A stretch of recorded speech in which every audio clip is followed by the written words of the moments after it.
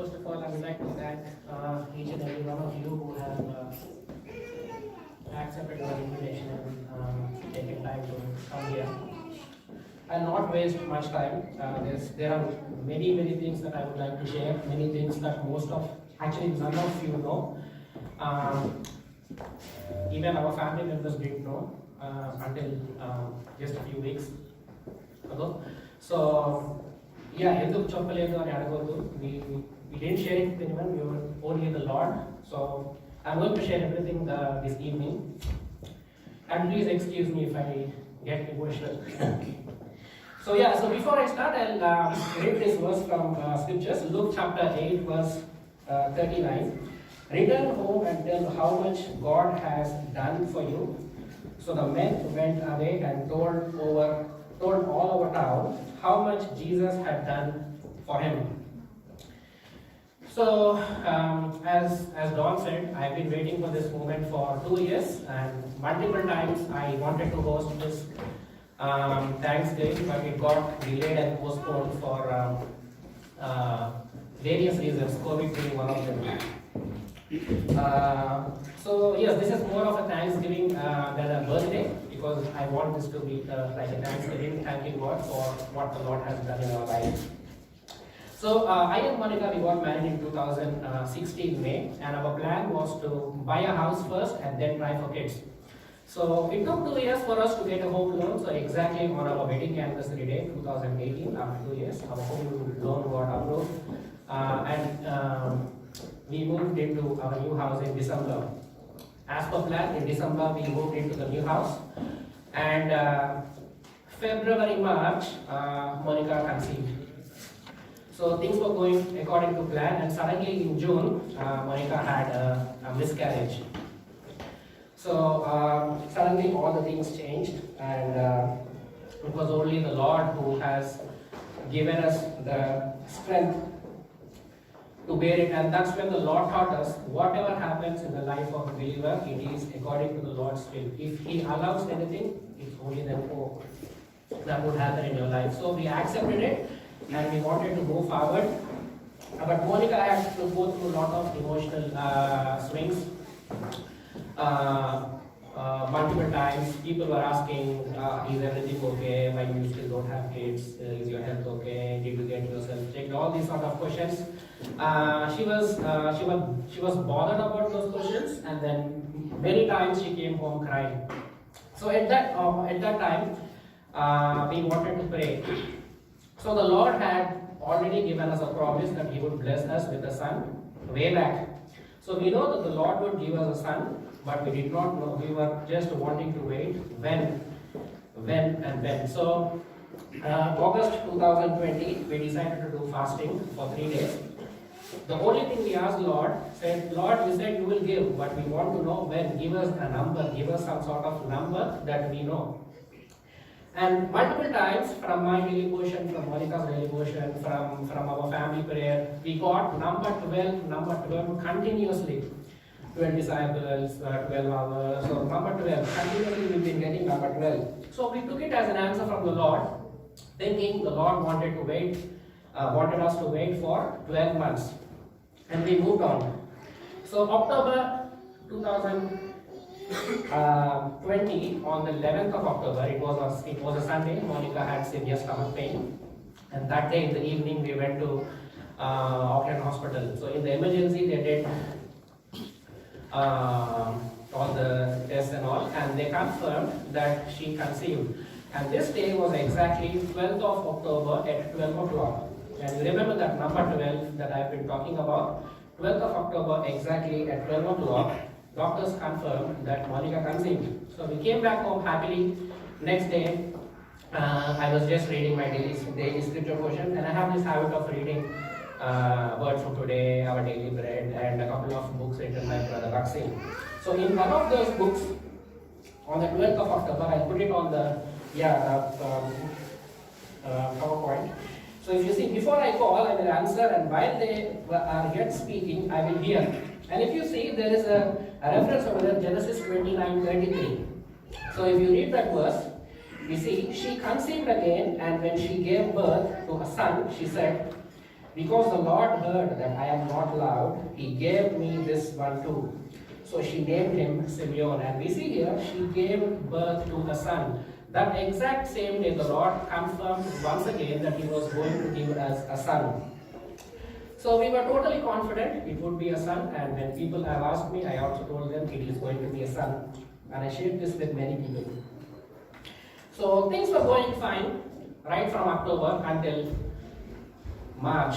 She never had any problems, no morning sickness, everything was fine. And suddenly, 24th of March, that's exactly 2 years back yesterday, 24th of March, she had a lot of headache, nausea, she vomited a couple of times.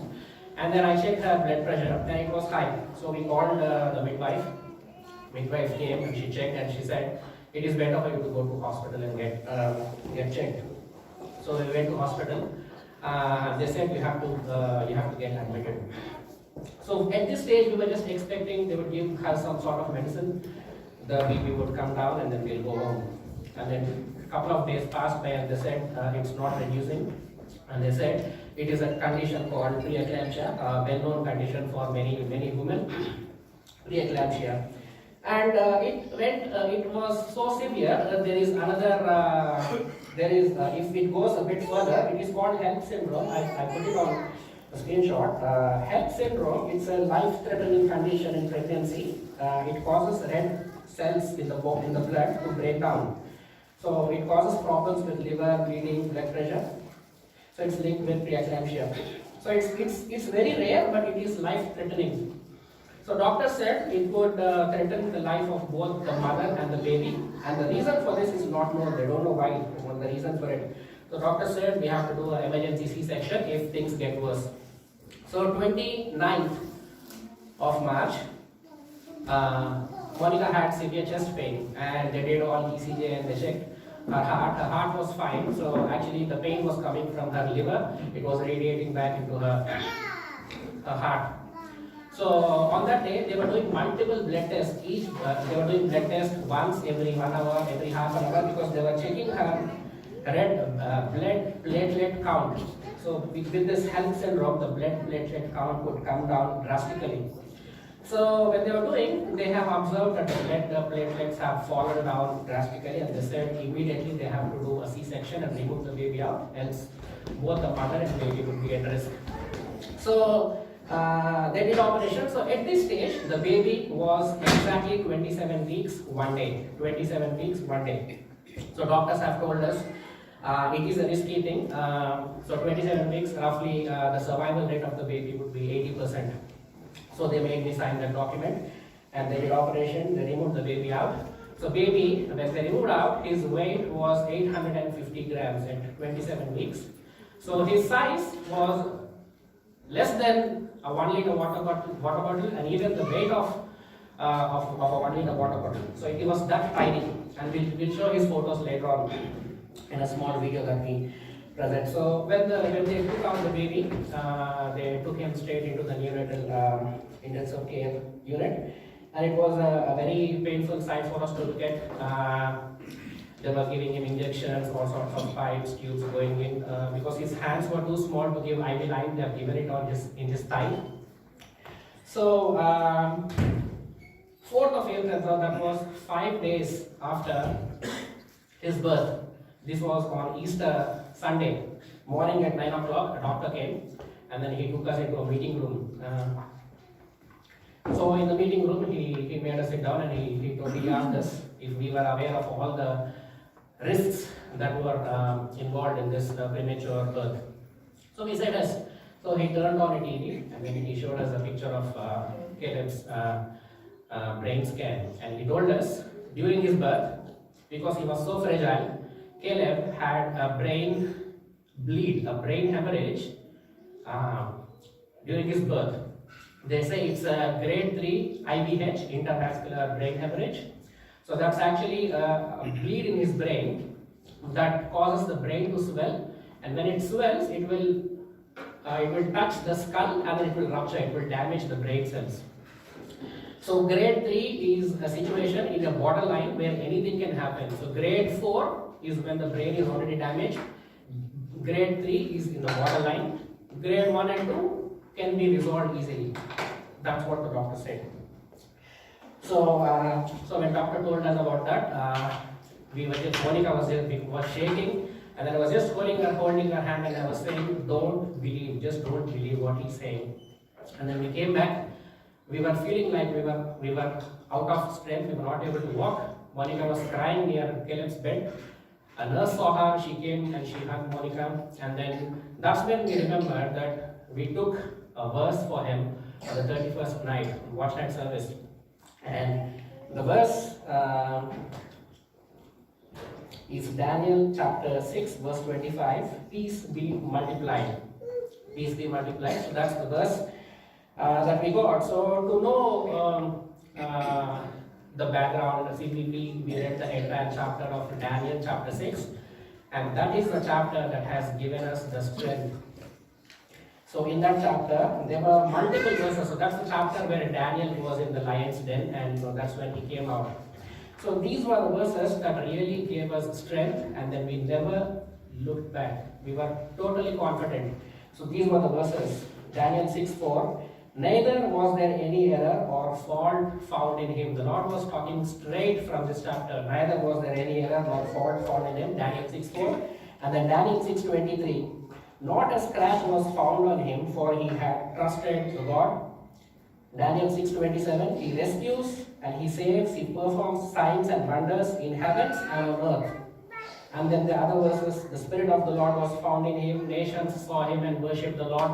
So these were all the verses that have given us the strength, and every day, this was our duty. Every day we used to read Daniel 6 near his bed.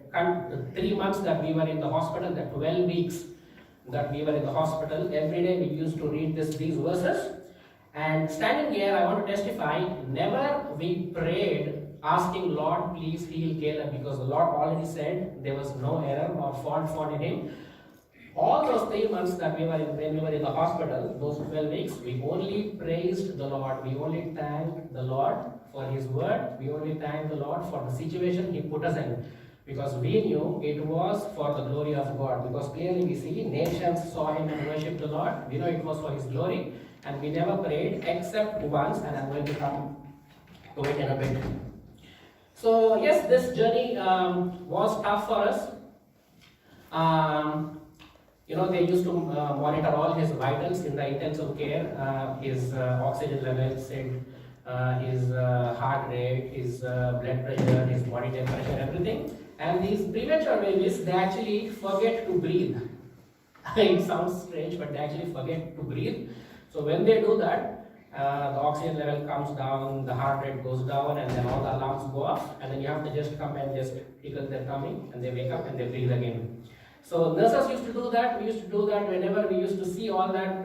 We used to get scared, just poke him in his tummy, and then he used to wake up, start breathing again. Because he was so early, he is not used to breathe. So that's what they said.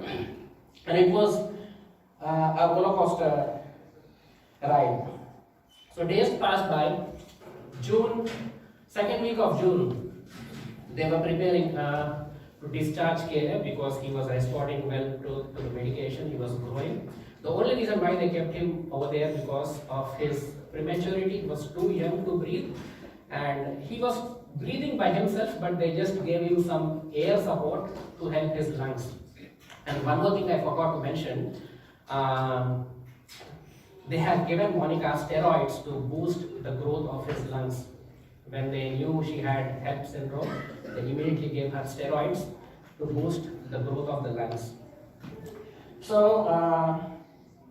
they were preparing to discharge Caleb in June 2nd week, and then suddenly a doctor observed a small bump near his groin, and the doctor said Caleb developed hernia, and they said they have to do a very, very small operation. It's a 1 hour outpatient procedure.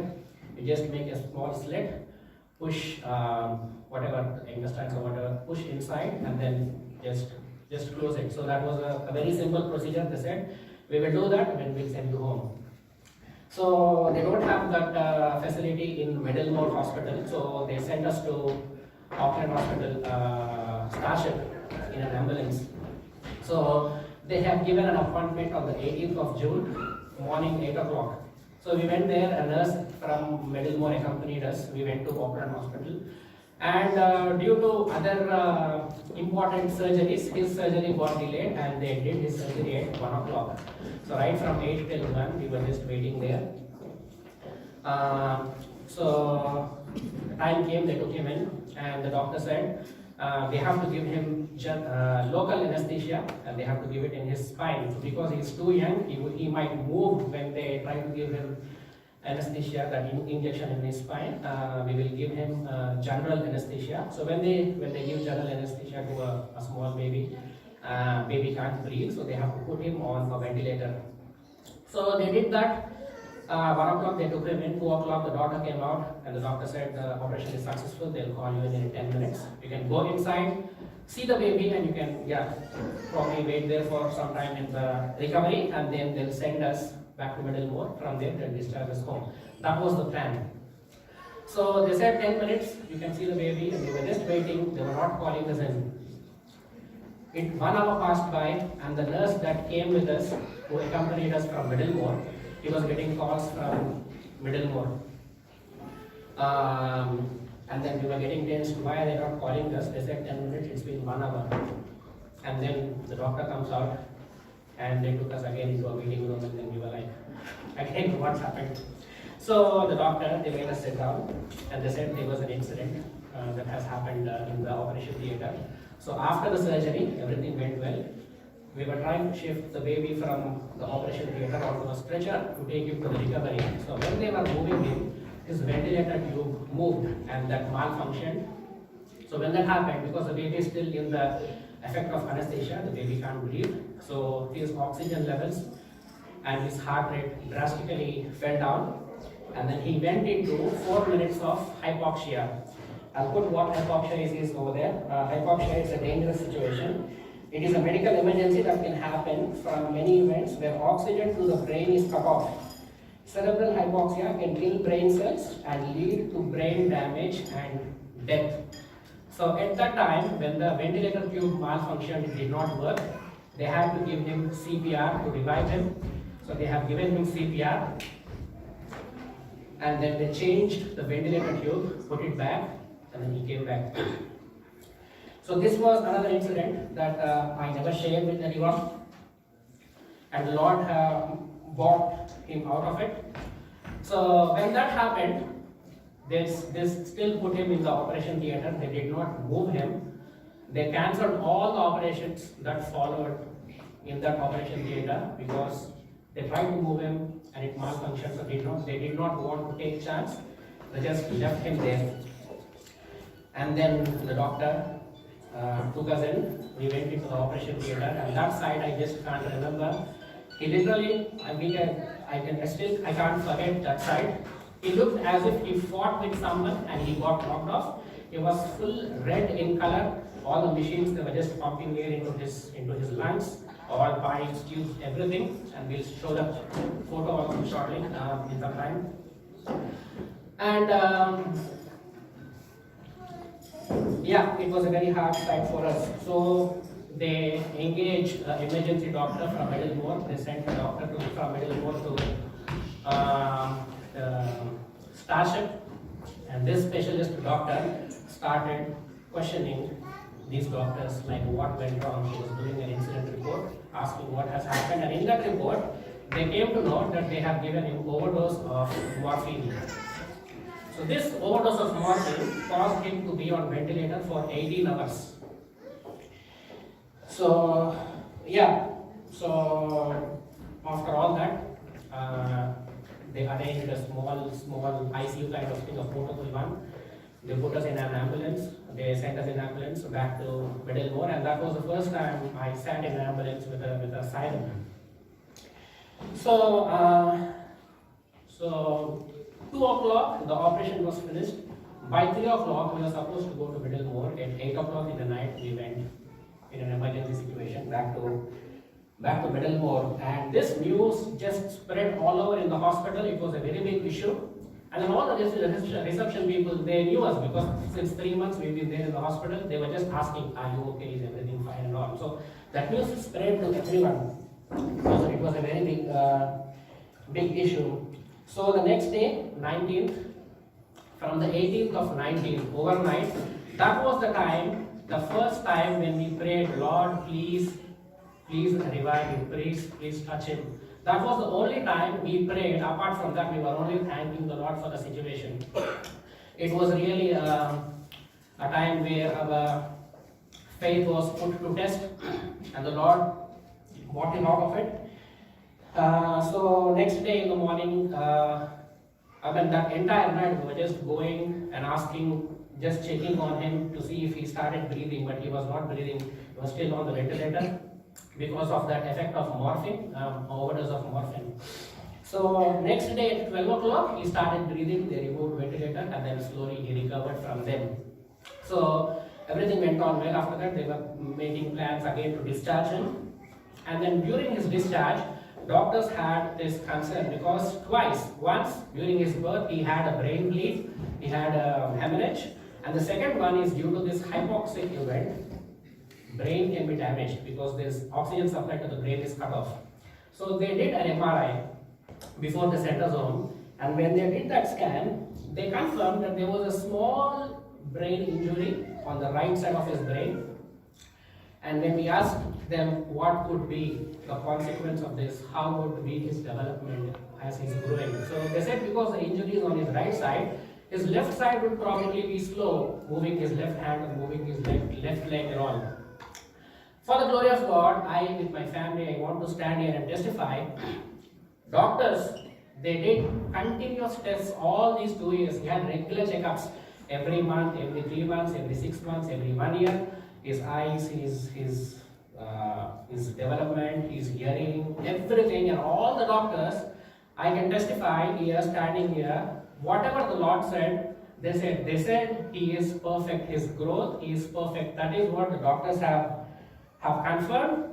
And that is why we are celebrating the faithfulness of God. Whatever the Lord promised before his birth, the Lord promised Daniel 6.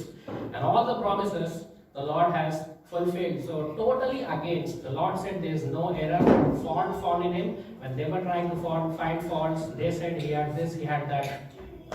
So whatever the Lord said, it has happened, and we heard these words from the doctors itself, from his blanket nurse, his pediatrician, all the nurses, whoever checked him, everyone said he is a miracle, he is perfect. All his developments, all his milestones, everything he's meeting, and for the glory of God, he started moving his left hand and left leg first instead of his right. Picking up things, he started doing with left instead of right. So this is all these things we can see clearly the hand of God. Daniel 6, whatever he said, he came out of this without a scratch, and clearly we can see this. And today we have gathered here to worship the Lord. Nations saw him and worshipped the Lord. Whatever is written in the word, we are doing it here today. So this number 12 that I've been talking about, number 12 that we got continuously, in the Bible, it stands for the Lord's perfection and his authority. I'll repeat, it is for his perfection and for his authority, number 12. And that is what the Lord has given this promise way before he was in the womb. That's the word that the Lord has given us, his perfection and his authority, and we can clearly see him. So during that time, many of you have sent us food and all. I would like to thank each and every one of you, and I say, never we even thought of about food, like what to eat and all. Food was just flowing from all sides. People were just calling, they were taking appointments. When should we bring food, lunch or dinner or breakfast? Food in our fridge was overflowing. I have to send sometimes. I have to send the food back sometimes. It is all the work of God. And then again, about my leave, you won't believe. Out of 133 days, I only worked for 33 days. And 100 days I was on leave, and there was no loss of pay. It's full paid. I still don't know how it happened. 100 days I was home. I only worked for 33 days. And then you can see an email from my manager. In September, she sends me an email saying, surprisingly, I still have some leave balance. You have to book some leave. I don't know how it happened. That's why I put that screenshot. It is the work of God. 100 days I have been home. So all these, clearly we can see the hand of God, and today we are standing here praising the Lord for the great work the Lord has done. And I want to repeat these verses once again, all these three verses. So whatever the Lord promised, we are celebrating the Lord's faithfulness. Neither was there any error nor fault found in him. Not a scratch was found on him, for he had trusted the Lord. He rescues and he saves. He performs signs and wonders in heavens and on earth, and nations saw him and worshipped the Lord.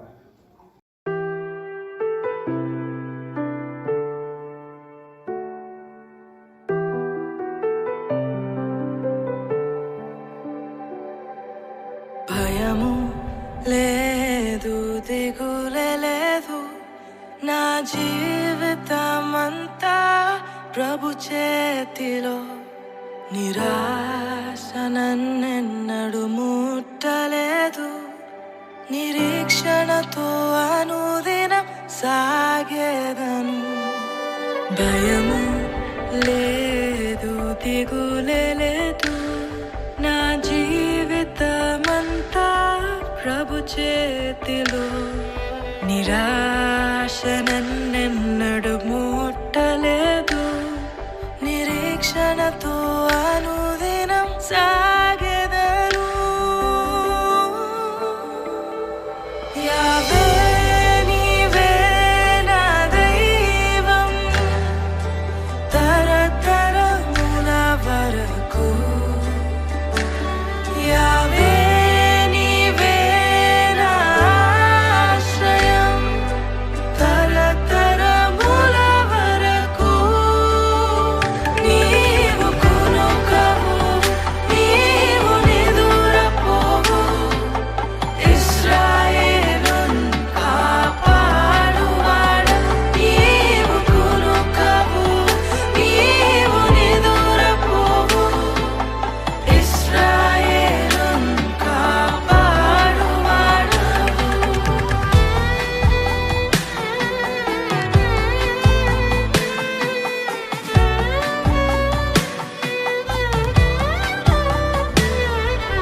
మరణ భయమంతా పోయెను శత్రుభీతి అంతా తొలగించెను మరణ భయమంతా పోయెను శత్రుభీతి అంతా తొలగించెను మరణమును ఓడించి శత్రువును జయించిన సర్వాధికారిని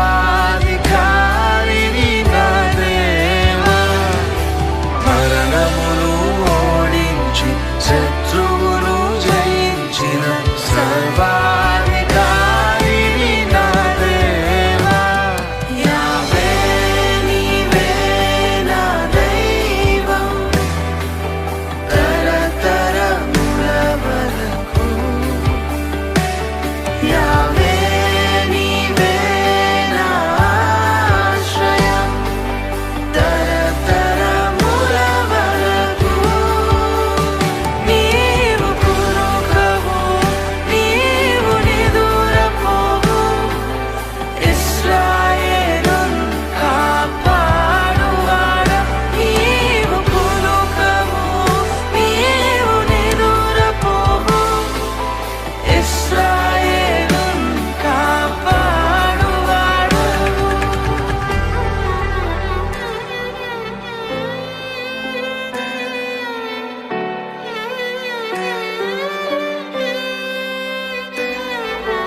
ఓటమిని అంతా తీసివేసి రోగాన్ని అంతా మాన్పివేసి ఓటమిని అంతా తీసివేసి రోగాన్ని అంతా మాన్పివేసి జయశీలుడవు పరమా వైద్యుడవు సర్వశక్తుడవు నా రక్షక జయశీలుడవు పరమా వైద్యుడవు సర్వశక్తుడవు